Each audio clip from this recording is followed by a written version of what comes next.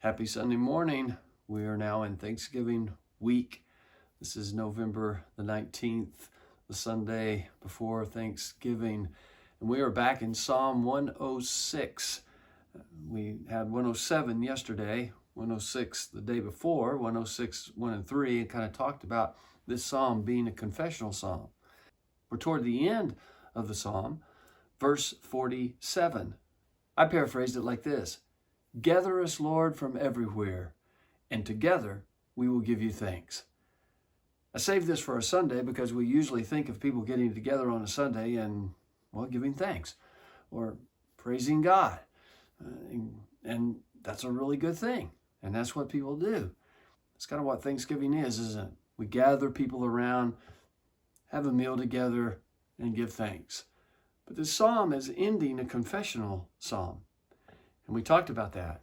You give thanks in confession when you focus on God and how good He's been.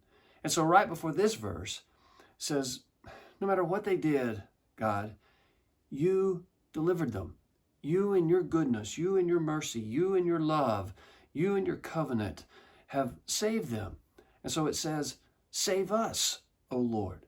Save us or deliver us. And of course, what the psalm writer has done is gone through some history. And what was it that they needed saved from? Basically, their selfishness. Thing after thing after thing shows that they were just thinking about themselves. And this selfishness of this inward looking and I want. And even when God would give them things, I want more. It turned into greed and at the expense of whatever it takes. I just want more. And not thinking about others and not thinking about what this could possibly do. I just want it. And then jealousy breaks out because I ought to have what they have. And then envy. I ought to have what they have and they shouldn't have it. And so it just gets to be basically against each other. And the whole thing is save us from that kind of selfishness that whines and ultimately rebels against you because you won't give us what we want. And so we have this ongoing bickering, this ongoing division, this ongoing battle, if you will, amongst people. And what are we doing? We're being saved so that we can pursue justice, putting ourselves aside so that we can see what's going on in someone else's life. And that's kind of what Thanksgiving is. Let's gather together to thank Him. Let's do this together. And that's the idea at the end of this psalm.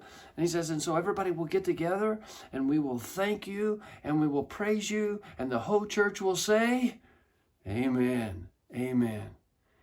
And so as we move into this week of Thanksgiving, the holiday only a few days away, and as we think about gathering, whoever we will gather with, let's think about this psalm. Gather us together and save us from this selfishness so that we can gather together, share the food in a great way that honors each other and honors God. And we can all say together, like at the end of this psalm, the whole church said, amen.